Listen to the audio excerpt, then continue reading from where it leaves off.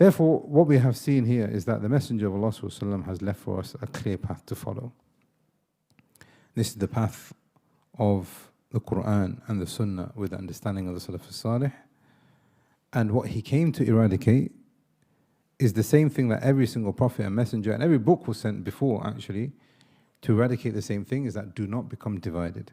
Be one in your aqeedah and be one in your manhaj. But before we leave, we then have to understand here, how do you recognize who to take knowledge from to make sure that you are taking knowledge from Ahlul Sunnah wal Jama'ah? Muhammad ibn Sirin, he said, Inna hadha al-ilm deen. This knowledge that you take is your religion. فَانظُرُوا أَمَّنْ تَأْخُذُونَ دِينَكُمْ. Then be careful on who you take your knowledge from. Abdullah ibn Mubarak, he said, Inna hadha deen isnad. This religion is the chain of narration going back to the Prophet ﷺ, going back to the Salaf. Had it not been for the isnad, يَتَكَلَّمْ مَنْ شَاءَ مَا شَاءَ. Anyone will say whatever they want. We also have another narration from Sufyan al-Thawri. There's so many narrations, there's so many different things that the ulama, the Salaf has said. لا تأخذوا هذا العلم في الحلال والحرام إلا من رؤساء مشهورين بالعلم. Do not take your religion from halal and haram and aqeedah and the things that you are basing your religion on, except for those people who are firmly grounded in ilm. So now the last thing that we need to discuss today after we've looked at this introduction is, now we understand that there is a safe sect. Now that we know that there are deviant sects, how can you recognize who to take knowledge from so that you are making sure that you are following the correct way? Now there are two aspects to this. The first aspect is, what is a scholar? And the second aspect is, how do you recognize the scholar? When it comes to what is a scholar, anyone can call themselves, you can call yourself a mufti, you can call yourself a sheikh, imam, whatever it might be. But what are those characteristics which qualify you to be that? The ulama, some of them have said there are 9, some of them have said there are about 14. I'm just going to give you 5 from them. Number 1, you can tell that this person is a person that you should be taking ilm from, and that he is upon the correct way, Ahlus Sunnah wal Jama'ah, because he has a firm grasp of the Kitab and the Sunnah. Number 2, he understands the area of ijma' from the area of differences of opinion. Why is that important? Because ijma' is where you've got scholarly consensus. Most of those consensuses occurred at the time of the Salaf. Not saying all of them, but a large number of them. So this scholar knows, and he's taking his religion back to the correct methodology and the correct approach, and he knows, okay, there's a difference of opinion there, and there's no difference of opinion there. I'll give you an example. Recently there was a person, I'm sure there's loads of people actually, but I came across a person who was trying to say music is halal, and he brings all these different arguments, etc. But you don't need to even inspect those arguments. And the reason why is because the ulama have said, from the time of the companions, they were all agreed that music is haram. All you need to do is establish that, and you can save yourself an hour of discussion. That's how you can tell who a sheikh is, who a proper alim is, who a proper learned person is because he is taking the religion back all the way to the Salaf. And he will know that, okay, there are certain things that they all agreed on. It wasn't that one companion said, let's go listen to music, another one said, no, I don't want to do that today. So now the second thing is areas of ijma' and areas of difference of opinion. The third thing is that the scholar needs to know usul al-fiqh. And through usul al-fiqh, he then understands how the religion works, and he's then able to derive for you, based on the kitab and the sunnah and the understanding of Salaf Salih, a correct opinion.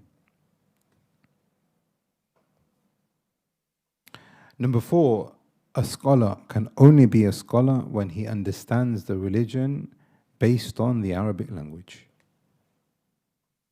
And this is a new thing as well, where people will call themselves scholars or, I don't know, doctors, or PhD, and masters, and all those different things. But they don't even know the Arabic language. And that's a huge error.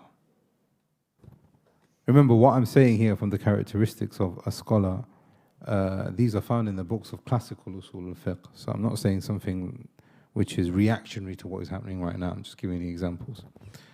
And then the 5th thing that they have said is that the scholar must be known to other scholars. So you can't take a knowledge from a person just because he looks like a sheikh, he talks like a sheikh, he speaks in Arabic, he's wearing a shimag, he's on this nice fancy channel or something like that. Each person has to be reviewed and then accredited before we take knowledge from that person. Otherwise, we can't then verify that person's ilm. And there's a lot that we can say actually behind that. There's a whole science behind that. And that's how the sciences of hadith and the ilm al-rijal has actually come about.